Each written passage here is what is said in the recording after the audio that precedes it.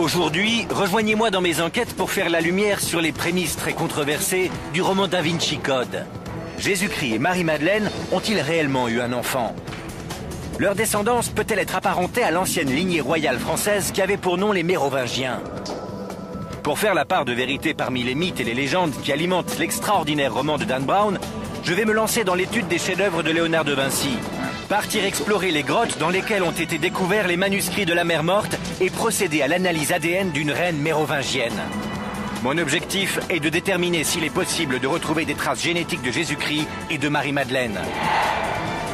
À la recherche de la vérité, je ne reculerai devant rien. Je crois que la corde ne tiendra pas.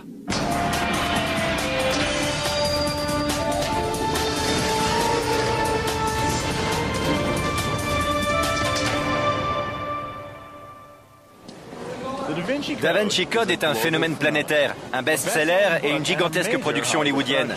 L'une des facettes de cette histoire qui a captivé l'imagination du monde entier repose sur la théorie selon laquelle le Saint Graal ne serait pas une coupe présente dans la scène, mais une personne nommée Marie-Madeleine, et que Jésus aurait eu avec elle des descendants, peut-être encore vivants aujourd'hui. Je suis Josh Bernstein. Je suis ici en Europe pour essayer de faire la distinction entre vérité et fiction dans cette histoire envoûtante.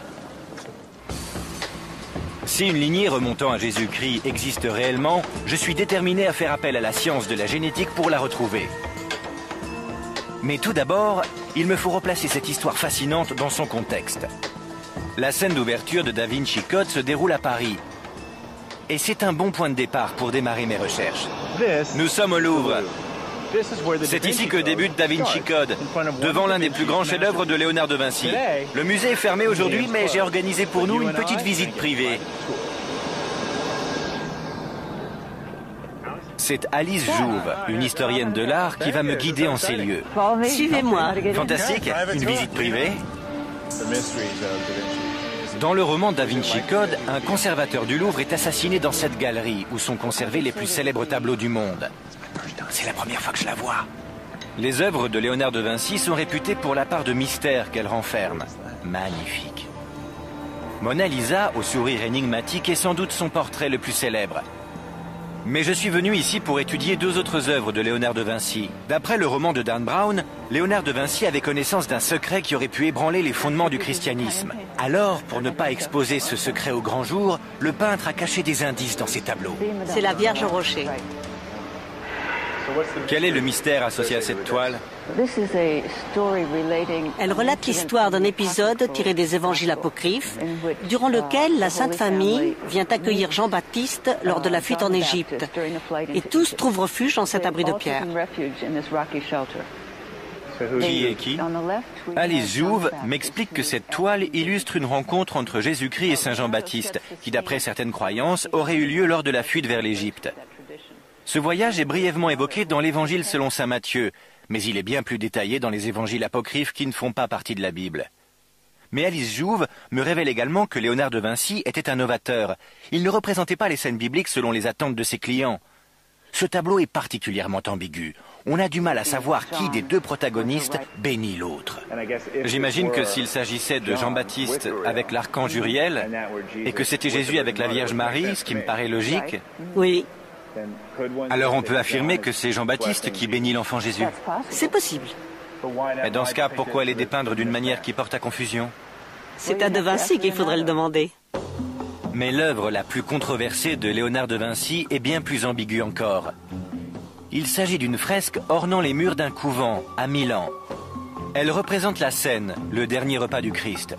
D'après le roman Da Vinci Code, la personne assise à la droite de Jésus, que l'on suppose être le jeune et imberbe apôtre Jean, serait en réalité Marie-Madeleine. Mais plus surprenant encore, le roman nous révèle qu'elle occupe la place d'honneur lors du dernier repas, parce qu'elle serait l'épouse de Jésus. Autre affirmation, la coupe de vin du Christ, plus communément appelée le Saint Graal, n'est visible nulle part. Le roman soutient la thèse selon laquelle cette absence de coupe ferait partie d'un code très élaboré que Léonard de Vinci aurait glissé dans son œuvre. Le plus grand secret de ce code, c'est que le sang du Christ ne serait pas contenu dans une coupe, mais dans les entrailles de Marie-Madeleine. D'après le roman, Léonard de Vinci avait connaissance de ce détail, car il était l'un des grands maîtres du prieuré de Sion, une organisation secrète, gardienne de la lignée d'essence divine. Je veux en savoir plus sur les mystères qui entourent le prieuré de Sion. Je me rends dans le sud de la France, dans un petit village situé au sommet d'une colline qui a pour nom Rennes-le-Château.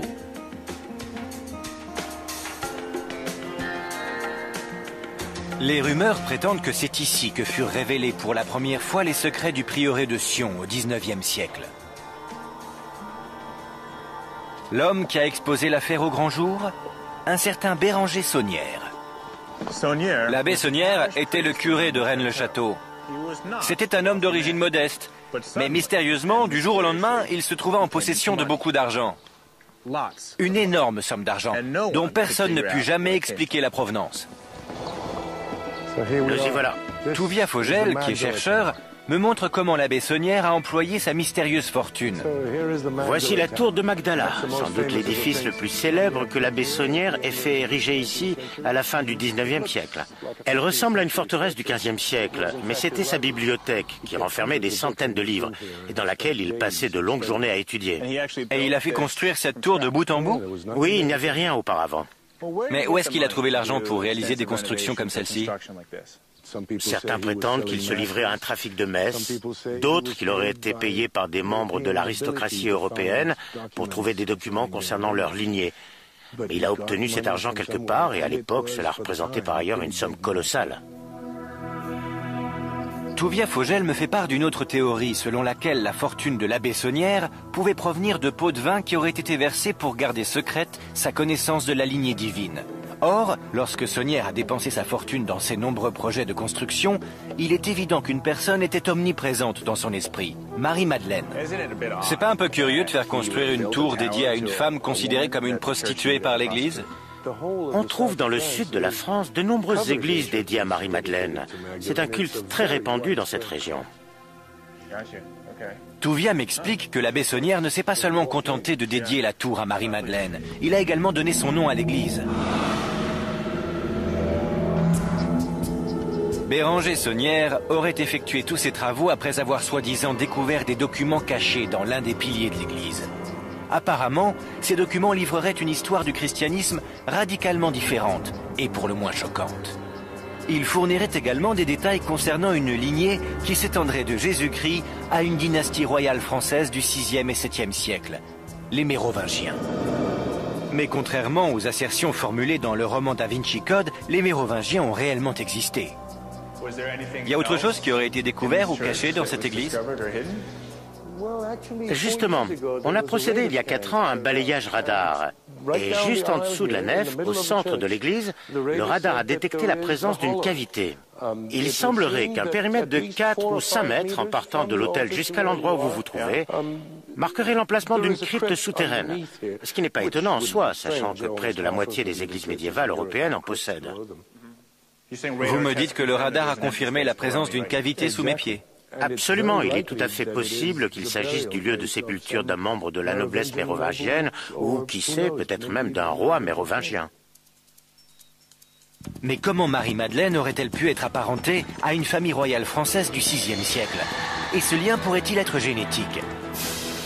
Dans quelques instants, je me rends sur la côte méditerranéenne pour découvrir la légende d'un étonnant voyage au 1er siècle, avant de pénétrer dans la crypte des reines et des rois mérovingiens.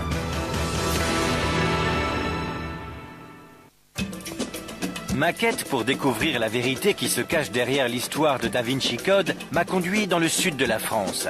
Le roman de Dan Brown nous fait part d'une révélation explosive. Jésus-Christ aurait épousé Marie-Madeleine et leur descendance serait apparentée à une famille royale française. Une histoire aussi extraordinaire peut-elle être vraie?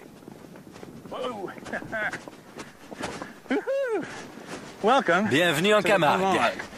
Une région mondialement réputée pour ses chevaux sauvages. Cet endroit est également connu pour être le point d'arrivée de voyageurs peu ordinaires.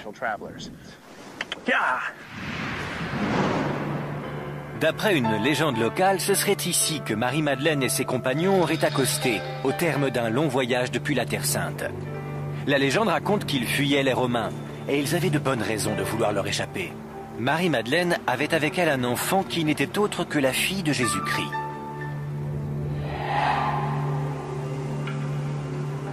Située en centre-ville, cette église qui surplombe la commune de Sainte-Marie-de-la-Mer est dédiée à Marie-Madeleine et à sa compagne de voyage Marie-Salomé.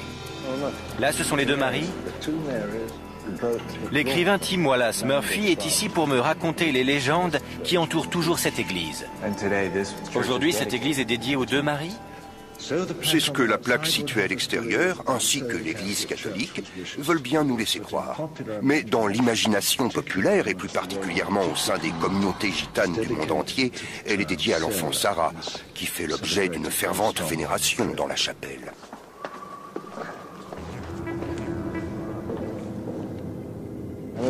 Comme vous pouvez le voir, d'après ces cierges, ceci est le cœur spirituel de l'Église.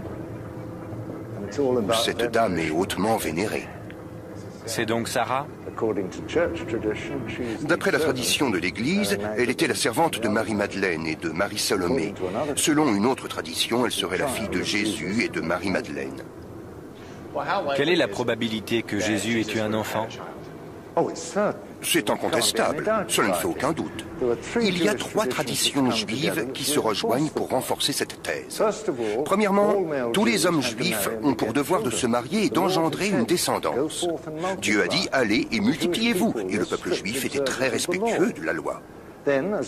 D'autre part, en tant que rabbin, Jésus aurait dû être marié et avoir des enfants, car il est dit dans le Nouveau Testament que Jésus était rabbin. Qu'en est-il d'une éventuelle lignée dont on pourrait retrouver la trace? Il est presque certain qu'il y en a une. Et on pourrait l'établir s'il n'y avait pas un vide administratif et documentaire entre la chute de l'Empire romain et, disons, le Xe siècle. Mais il y a une théorie selon laquelle on retrouverait une trace de cette lignée chez les Mérovingiens, et Dan Brown a repris cette thèse dans son roman.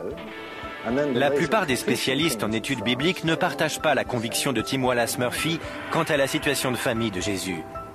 En revanche, l'existence d'une famille royale mérovingienne est quant à elle indéniable. Voilà qui est intéressant. Réfléchissez à cette série d'hypothèses. Si Jésus avait été marié, aussi insensé que cela paraisse, si Marie-Madeleine et lui avaient eu un enfant, si cet enfant était arrivé dans le sud de la France, et s'il était à l'origine de la dynastie mérovingienne, serait-il possible de trouver encore aujourd'hui des traces de cette lignée royale? Il n'y a qu'un seul moyen de le savoir. Je pars retrouver l'un des plus grands experts européens habilités à effectuer des analyses sur des ADN anciens. Je veux procéder à une recherche couvrant une période de 2000 ans sur une lignée dont les origines remonteraient de la Terre Sainte pour s'étendre jusqu'en Europe. À l'université de Louvain en Belgique, le professeur Jean-Jacques Cassiman a déjà étudié l'ADN de la famille royale française. Il a récemment mis un terme à une ancienne polémique en prouvant, ADN à l'appui, que le fils supposé de Marie-Antoinette et de Louis XVI était bel et bien l'enfant dont le corps avait été retrouvé au temple. C'est le scientifique idéal pour m'aider dans mes recherches. J'étudie le roman Da Vinci Code et la théorie de la descendance de Jésus, des Mérovingiens à aujourd'hui. Oui. J'aimerais savoir comment la science de la génétique peut m'aider dans ma quête. Voyez-vous, la fréquence de certains types d'ADN varie d'une communauté ou d'une population à l'autre. Et c'est sur ce point qu'il faut concentrer ses recherches. En d'autres termes, il faut essayer de déterminer quelle est la fréquence des profils ADN particuliers dans la communauté dont Marie-Madeleine était originaire. Ça veut dire que vous avez une base de données consignant des marqueurs génétiques d'individus à travers le monde entier, Oui. et vous pouvez déterminer lesquels d'entre eux sont originaires du Moyen-Orient? Oui. Pour que ma quête soit réaliste, où dois-je me rendre et que dois-je vous ramener concrètement? Et si vous ne pouvez pas retrouver Marie-Madeleine, la meilleure alternative serait d'obtenir des ossements ou des restes d'un individu qui serait un de ses descendants potentiels, afin que nous puissions les examiner. Le professeur Cassiman me confie que si je parviens à me procurer un fragment d'os appartenant à une personne issue de la lignée de Marie-Madeleine, son laboratoire sera en mesure de rechercher toute trace d'ADN intacte. Ce qui implique une opération consistant à réduire en poudre les ossements, puis en extraire et agrandir toute trace d'ADN encore présente dans les fragments. Il m'explique que seul l'ADN mitochondrial peut être identifié dans des restes aussi anciens. Il s'agit d'une molécule d'ADN qui demeure intacte durant des milliers d'années. Admettons que je sois capable de me procurer un échantillon d'ADN mitochondrial. Oui. Comment cela peut-il m'aider à prouver ou non que cette personne est apparentée à Jésus? L'ADN seul ne pourra rien vous révéler. Il faut le comparer à un autre élément. Il faut prélever des échantillons parmi la communauté à laquelle il appartient et vérifier si l'origine supposée des ossements et celle des personnes prélevées est la même. Si les théories avancées dans Da Vinci Code sont avérées, alors je dois m'attendre à trouver des marqueurs génétiques de type moyen-oriental dans l'ADN mérovingien. Oui, et nous pourrons ainsi comparer les deux populations, dont celle du Moyen-Orient en l'occurrence, et définir s'il y a oui ou non compatibilité. Alors la meilleure chose à faire à présent, et j'ignore si j'en ai la possibilité, c'est de trouver un monarque mérovingien qui pourrait nous fournir son ADN. Oui, tout à fait. Bonne chance. Merci. Je n'ai plus qu'à retourner à Paris. D'accord. Et je vous tiens informé. Très bien. Bonne chance. Merci. Un souverain mort depuis des siècles pourrait détenir la clé du grand mystère de Da Vinci Code. Mais quelle chance a-t-on de pouvoir trouver un squelette royal près de 1500 ans après les faits? Pour me pencher sur cette question, je me suis rendu dans la somptueuse basilique de Saint-Denis, située dans la banlieue nord de Paris. C'est ici même, sous les pavés de ce sol très ancien, que les archéologues ont fait une découverte tout à fait étonnante. J'ai rendez-vous avec Daniel Perrier, l'un des plus grands experts français de l'époque mérovingienne. Il me dit que cette basilique n'est pas seulement un lieu de culte, mais que c'est aussi le site de sépulture de la monarchie française depuis la toute première dynastie. Celle qui m'intéresse est la mérovingienne. Normalement, le public n'est pas autorisé ici. Excellent. J'ai un accès spécial. C'est l'aventure. Ça alors. Voici les sarcophages. On compte une soixantaine de tombeaux mérovingiens. Une soixantaine?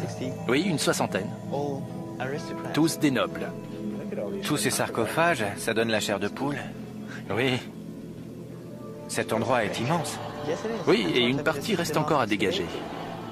Vous voyez, au-delà de ce mur, au fond, il reste des sarcophages qui attendent d'être exhumés. Et on sait qui se trouve à l'intérieur? Non, on n'en sait rien. Vraiment? Oui, on l'ignore. Tous des mérovingiens dont on ignore le nom.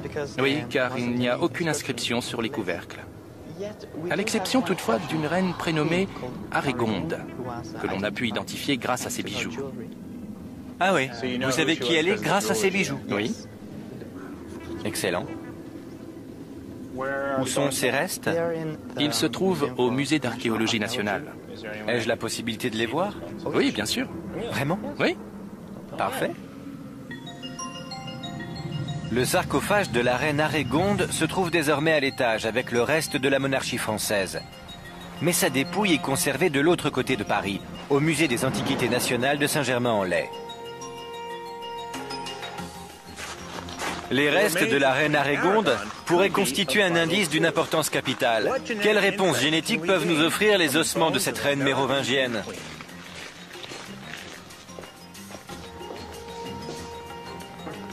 Dans le laboratoire du musée des Antiquités nationales, Daniel Perrier s'apprête à me montrer les restes de la reine Arégonde. Formidable.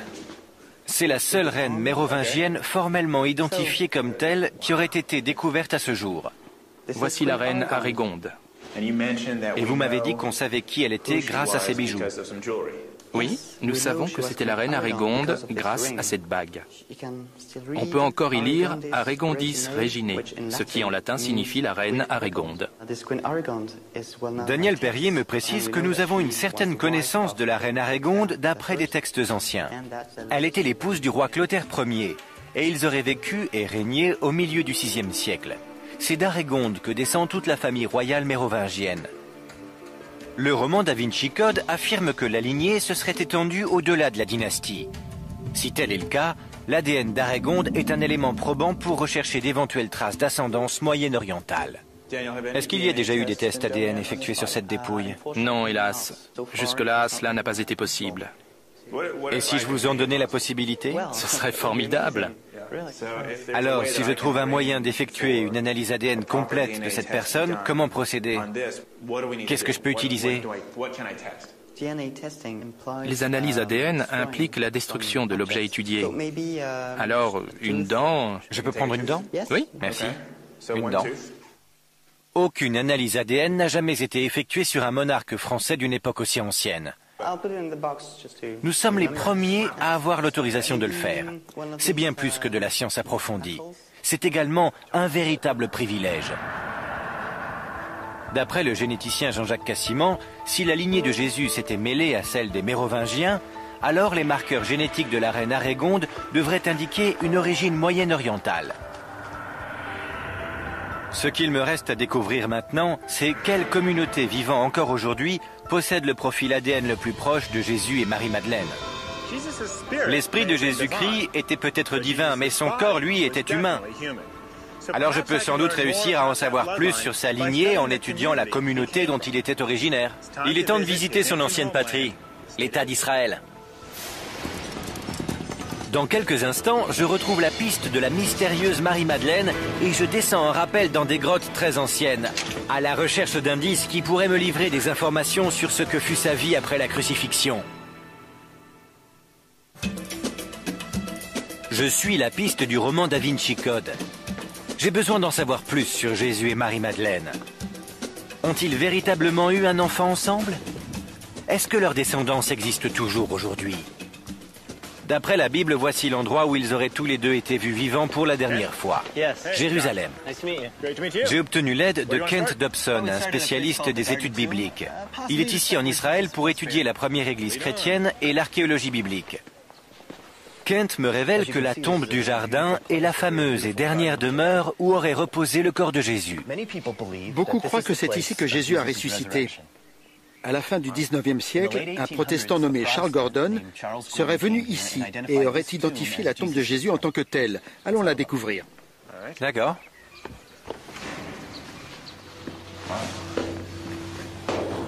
Est-ce ou non la véritable tombe? C'est encore aujourd'hui matière à controverse. De même, le lieu de l'apparition de Jésus après son inhumation est un sujet qui continue d'alimenter de nombreux débats. Mais ce que nul ne remet en doute, ce sont les récits des évangiles à propos du premier témoin qui aurait aperçu le Christ ressuscité. Il s'agissait de Marie-Madeleine. À présent, racontez-moi en détail ce qui s'est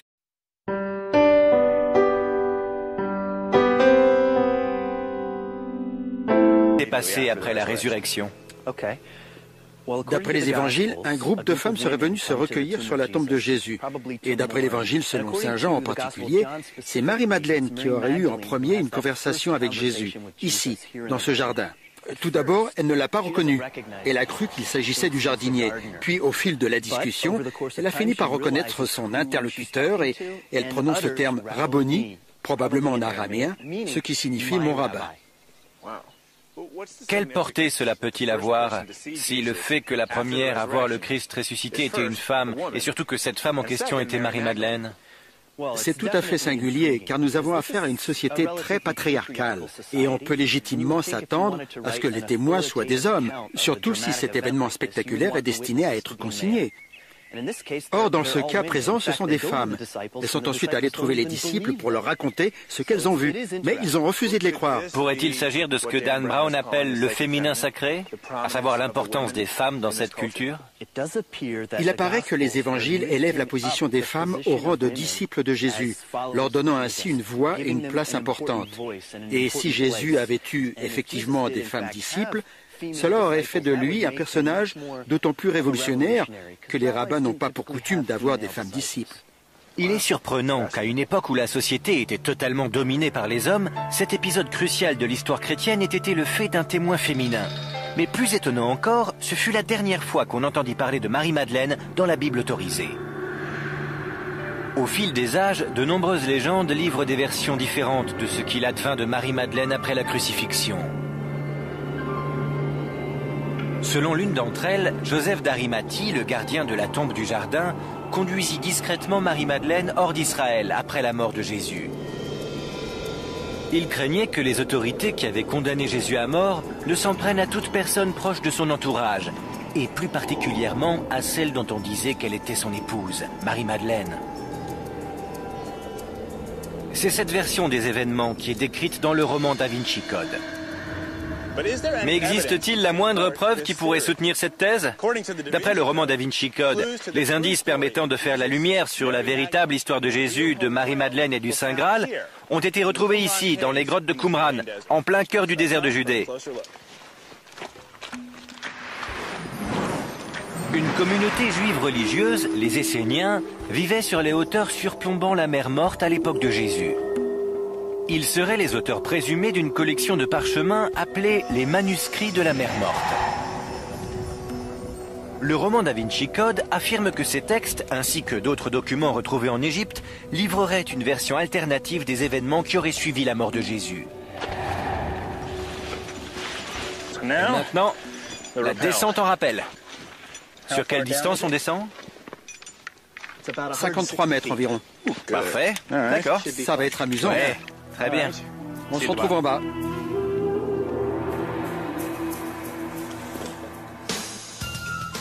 Il semblerait que les Esséniens aient tenu à conserver leurs écrits et leur version de l'histoire dans un endroit totalement inaccessible à leurs ennemis romains. Parfait. Et ils ont réussi, bien au-delà de leurs espérances. En effet, les manuscrits de la mer Morte ne furent découverts qu'en 1947. Je veux voir par moi-même l'endroit où ces documents ont été cachés et comment ils ont pu ainsi rester secrets durant près de 2 millénaires. Je suis stupéfait car certaines de ces grottes sont particulièrement reculées. Ceux qui ont découvert les manuscrits n'avaient pas d'équipement pour l'escalade et pourtant, ils les ont retrouvés dans les endroits les plus difficiles d'accès de Qumran. C'est à se demander comment ils y sont parvenus.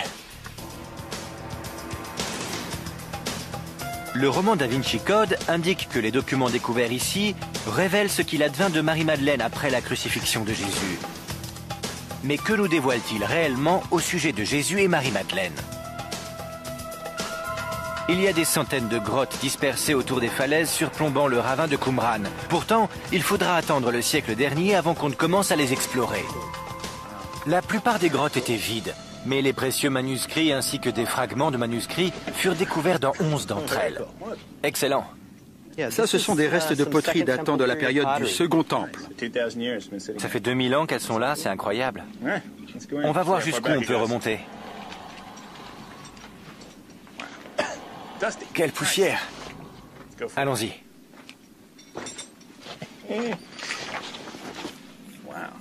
Ces grottes ont l'air profondes. Ce sont des chauves-souris? Oui, vous les voyez? Elles se reposent tranquillement. Ouais. Pourquoi le plafond est noir? C'est probablement à cause des bergers bédouins. Parfois, ils viennent passer la nuit ici et ils allument un feu. À vrai dire, c'est comme cela qu'ont été découverts les manuscrits de la mer Morte. Un berger bédouin a lancé une pierre dans une grotte et il a entendu un bruit de poterie brisée. Alors, il est revenu le lendemain et il a trouvé tout un ensemble de pots cassés ainsi que des manuscrits et des fragments de manuscrits qu'il a ensuite vendus sur un marché d'objets anciens contre quelques pièces. Qu'est-ce que les manuscrits nous apprennent au sujet de Jésus et de Marie-Madeleine? En ce qui concerne Jésus, aucune mention n'est faite de lui. Il en va de même pour Marie-Madeleine, Jean-Baptiste, le christianisme ou les disciples de Jésus. Les manuscrits de la mer Morte ne disent rien sur ce point. Vraiment? Aucune mention n'est faite de Jésus ou de Marie-Madeleine dans ces textes? Aucune. Aucun élément de théorie alternative ou concernant sa lignée ou une éventuelle relation entre Jésus et Marie-Madeleine? Rien. C'est le vide absolu. C'est formidable de visiter l'endroit où ont été découverts les célèbres manuscrits de la mer Morte, mais pour moi c'est l'impasse. Ce passage du roman Da Vinci Code relève donc de la pure fiction.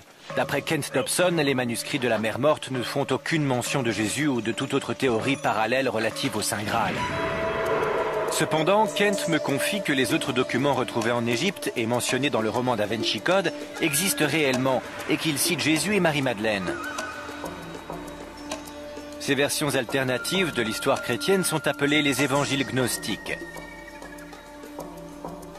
On trouve même parmi ces textes un évangile de Marie-Madeleine. Malheureusement pour les experts, la plupart de son contenu est manquant. Toutefois, d'autres références sont disponibles. La plus captivante est l'évangile gnostique de Philippe, qui fait allusion à une relation privilégiée entre Jésus et Marie-Madeleine, bien plus intime que celle qui est décrite dans la Bible. Un des passages mentionne que Jésus embrassait fréquemment Marie-Madeleine sur... Mais il y a un trou dans le manuscrit, et donc on ignore où il l'embrassait. Cela attise ma curiosité, et je suis déterminé à en savoir plus sur Jésus, Marie-Madeleine, ainsi que la communauté dans laquelle il vivait. Dans quelques instants, je pars explorer les vestiges d'une ville que Jésus et Marie-Madeleine auraient bien connue. Et je vais me servir de la langue qu'ils parlaient pour tenter de retrouver les descendants de leur communauté. J'enquête au sujet de la révélation surprenante qui a été faite dans le roman Da Vinci Code, selon laquelle une lignée remontant de Jésus-Christ à une famille royale française existerait peut-être encore aujourd'hui. J'ai prélevé un échantillon provenant des restes de la seule reine mérovingienne identifiée comme telle, et je l'ai fait parvenir, pour une analyse ADN, à un laboratoire spécialisé. À présent, il me faut prélever un échantillon d'ADN de type moyen-oriental afin de le comparer à celui de la reine. Kent Dobson, un spécialiste en études bibliques, m'aide à retrouver la trace des plus proches descendants encore vivants de la communauté à laquelle Jésus et Marie-Madeleine appartenaient. Commençons par Marie-Madeleine. Pour quelqu'un qui a été témoin d'un épisode crucial de l'histoire chrétienne, à savoir la résurrection du Christ, nous ne savons étrangement que peu de choses d'elle. En réalité, le seul élément concret que nous possédons est son nom, Madeleine, qui d'après les spécialistes signifie « de Magdala ». Où sommes-nous? Dans un endroit très peu touristique. Il n'existe pas de ville actuelle ayant pour nom Magdala, mais Kent m'emmène visiter des vestiges, en dehors des limites autorisées, près de Migdal, en Galilée. Il fallait une autorisation spéciale. Quelle est l'histoire de ces piliers? Ils datent du 1er siècle, ce qui correspond à l'époque de Jésus. L'architecture ici est en majorité romaine. Ça alors? Oui. Et les restes de poterie ici, ils datent de la même époque? Oui, vous pouvez les ramasser. Ce sont des petits fragments de poterie. On en trouve partout ici, c'est un peu comme la décharge du monde antique. Kent me confie qu'il tient absolument à me montrer les vestiges de cet édifice antique. Croyez-le ou non, ceci est probablement une ancienne synagogue datant du 1er siècle. Comme vous le voyez, il y a des marches, qui étaient sans doute des sièges, et ici une série de piliers assez petits qui devaient soutenir la voûte du bâtiment. Est-ce qu'on connaît le nom de cette ancienne ville? Oui, ou du moins, on suppose qu'il s'agit du village de Magdala. Magdala. Cet endroit est tout ce qu'il reste de la ville de Magdala. Bien qu'on ne sache que peu de choses au sujet de Marie-Madeleine, on suppose qu'il s'agissait de son village. Et il ne fait aucun doute que Jésus a vécu quelque part dans cette même région. Presque tous les spécialistes sont unanimes sur le fait que Jésus a vécu ici, en Galilée. Si cet endroit était effectivement une synagogue, et sachant que Jésus allait de village en village pour prêcher dans les synagogues, on peut imaginer qu'il soit venu ici. En suivant Jésus comme fil conducteur à travers cette lignée, qu'est-ce que vous pouvez me dire au sujet de sa communauté? La synagogue tenait une place prépondérante dans la vie du peuple juif. C'était leur lieu de culte et de rassemblement. Même si Jésus parlait hébreu au sein de la synagogue, la langue dans laquelle il s'adressait à Marie-Madeleine était vraisemblablement l'araméen. Est-ce qu'on peut avoir un aperçu de la culture de Jésus à travers sa langue? La langue, c'est la culture. Si on veut comprendre les fondements d'une culture, il faut aussi s'intéresser à sa langue. L'arabe est devenu la langue dominante au Moyen-Orient. Mais il y a 2000 ans, c'était l'araméen. Cette langue est l'héritage du premier grand empire mondial, les Assyriens. Aujourd'hui, l'araméen a presque totalement disparu. Or, Kent me révèle que l'une des plus anciennes communautés chrétiennes, l'église syriaque orthodoxe, continue d'utiliser l'araméen comme langue officielle. La langue va peut-être pouvoir nous conduire au lien génétique le plus proche de Jésus. Nous savons désormais que Jésus et Marie-Madeleine appartenaient à une communauté originaire de cette région, sur les rives du lac de Galilée. Le problème, c'est qu'il s'est écoulé plus de 2000 ans depuis que Jésus a pour la dernière fois marché le long de ces rives, et la communauté qui vivait ici s'est dispersée. Mais si la langue est un moyen de remonter jusqu'à cette communauté, alors l'araméen est ma prochaine visite. C'est une piste qui me ramène à Jérusalem, où je vais tenter de retrouver le peuple qui parle encore araméen. Bienvenue au marché de la vieille ville, où tout est à vendre et où tous les prix sont négociables. Mais c'est pour la religion et non pour ses commerces que Jérusalem est célèbre. C'est une ville sacrée pour les 3 principales religions mondiales et elle compte d'innombrables communautés spirituelles. L'une d'entre elles est au centre de mes recherches. L'église syriaque orthodoxe continue d'utiliser l'araméen à travers sa liturgie et dans la vie courante. Le monastère syriaque de Saint-Marc est caché dans les petites ruelles étroites de la vieille ville. J'ai pris rendez-vous avec l'archevêque. Alors que nous pénétrons dans l'édifice, l'archevêque me révèle que l'histoire de l'église syriaque orthodoxe remonte au tout début de l'ère chrétienne. C'était la maison de Marc. Les membres de cette communauté religieuse croient que Marc, qui était l'un des disciples de Jésus, a vécu ici et que c'est également entre ces murs que s'est déroulée la scène. Tous les écrits à l'intérieur de cette église sont en araméen, y compris leur Bible. On lit de droite à gauche? Comme l'hébreu et l'arabe. C'est une sorte de croisement entre les deux, on dirait. Pourriez-vous me lire un passage en araméen? Oui. L'archevêque propose de me réciter le Notre Père en araméen.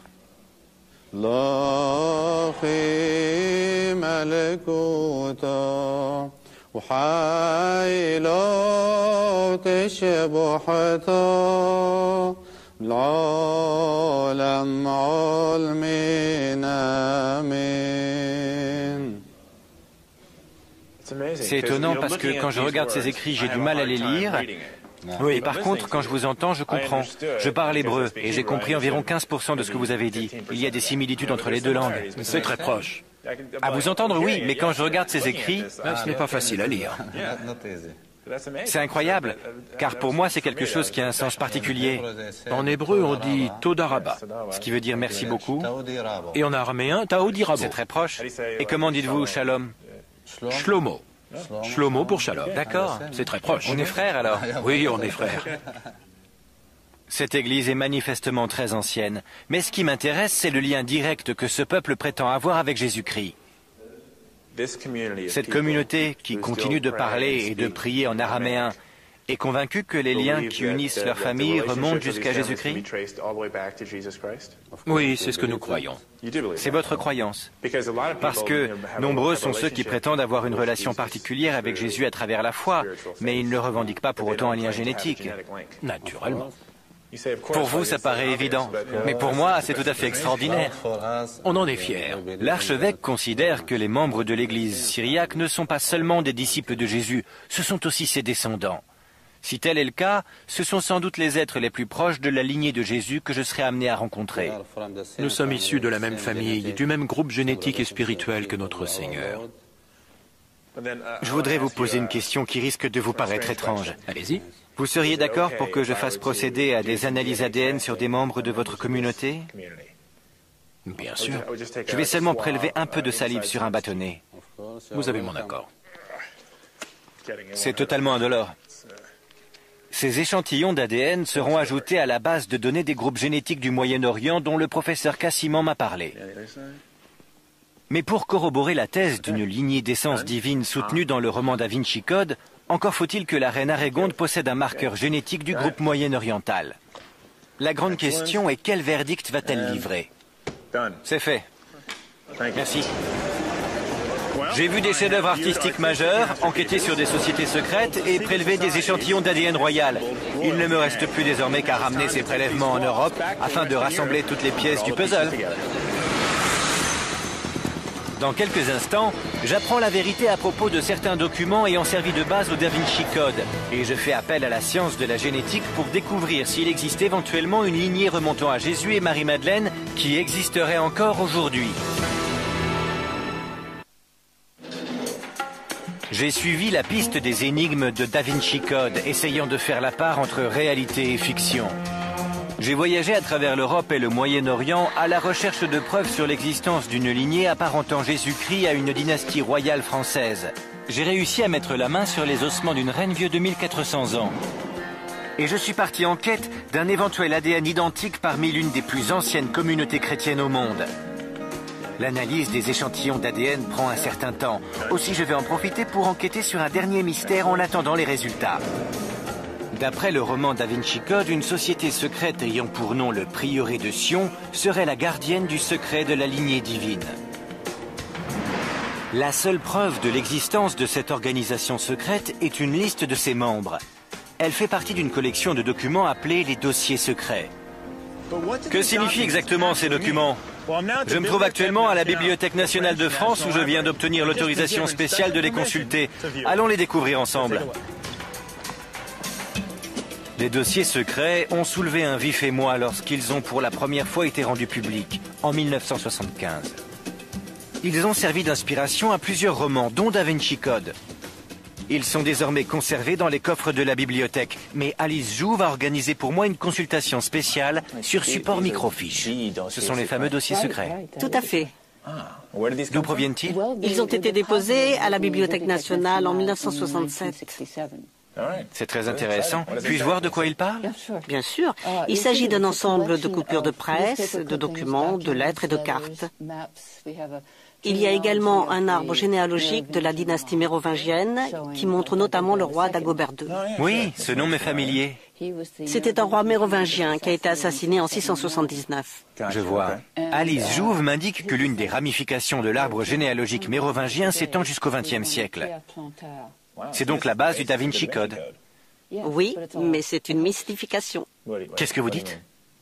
Cet arbre généalogique a été fabriqué de toutes pièces par Pierre Plantard. Il n'y a aucune preuve historique permettant d'avancer que Dagobert II aurait eu une descendance. Mais tout ceci, Oui, toutes ces personnes, une pure invention.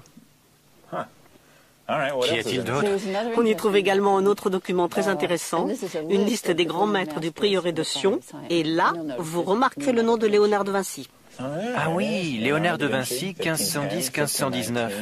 Alors une partie de l'histoire au moins serait vraie. Non, rien n'est vrai, car la création du prieuré de Sion date de 1956. Quoi, 1956? 1956. Et cette liste est l'œuvre du même auteur que l'arbre généalogique? Absolument. Si j'ai bien compris, ces deux éléments ne sont que des mensonges. Oui. Pierre Plantard, l'homme qui est à l'origine des dossiers secrets, a finalement avoué sous serment en 1993 qu'il avait inventé de toutes pièces ces documents. Les preuves écrites de la supposée lignée divine mise en évidence dans le roman Da Vinci Code seraient apparemment une invention datant du XXe siècle. Or, comme nous l'avons vu, la croyance selon laquelle Marie-Madeleine serait arrivée ici en Europe perdure depuis des siècles. Je retourne en Belgique, à l'université de Louvain, où le professeur Jean-Jacques Cassimant et son équipe ont analysé les échantillons d'ADN que je leur ai rapportés. Il reste une dernière question encore sans réponse. Existe-t-il un lien génétique entre Jésus-Christ, Marie-Madeleine, leur communauté au Moyen-Orient et la reine Arégonde de la dynastie mérovingienne? C'est ce que nous allons découvrir. Le professeur Cassimant me confie que ce fut une opération délicate. Il est très difficile d'extraire de l'ADN d'un ossement vieux de 1400 ans. Et lorsqu'il s'agit de surcroît d'une reine de France, la pression n'en est que plus grande. Merci. Je suis venu aux nouvelles. Très bien. Il y a une bonne et une mauvaise nouvelle. Nous avons analysé 6 différents fragments provenant des ossements.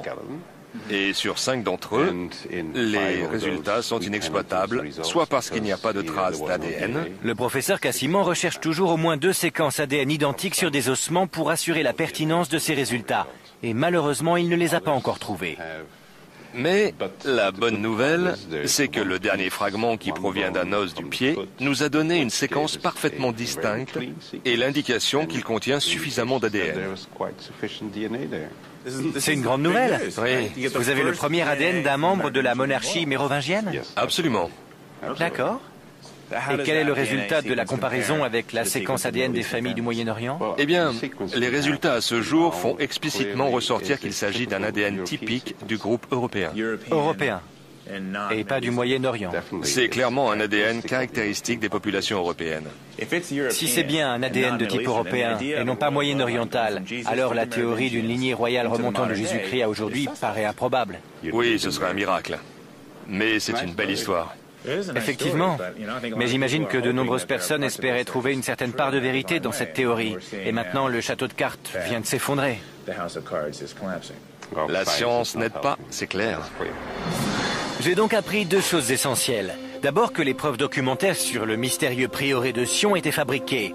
Ensuite que la science a écarté toute possibilité d'une lignée royale remontant à Jésus et Marie-Madeleine. Le roman Da Vinci Code est un savant mélange de fantaisie et de légendes qui ont évolué au cours de ces 2 derniers millénaires et qui continueront sans doute à captiver l'imagination du public pendant de longues années. En tout cas, une chose est certaine. D'un point de vue historique, Da Vinci Code relève plus de la fiction que de la réalité.